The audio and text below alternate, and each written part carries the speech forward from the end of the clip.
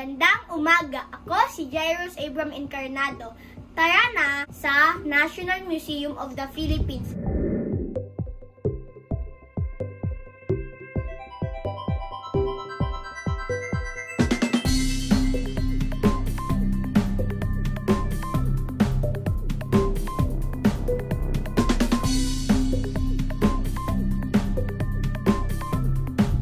Ang ating mga museo ay matatagpuan sa Rizal Park sa lungsod ng Maynila.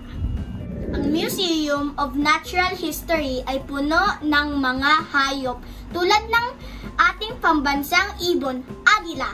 Nakita ko rin sa loob si Lolong. Mayroon ring mga yamang tubig at mga kakaibang halaman.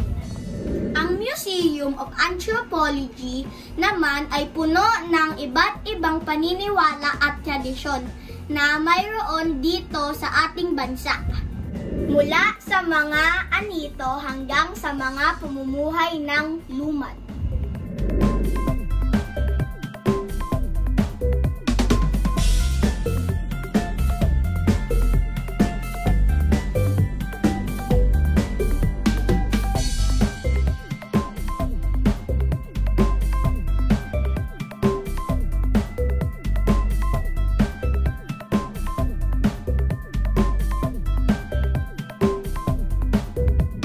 Halina at bisitahin natin ang ating mga museo para mas lalo nating maintindihan ang ating kasaysayan.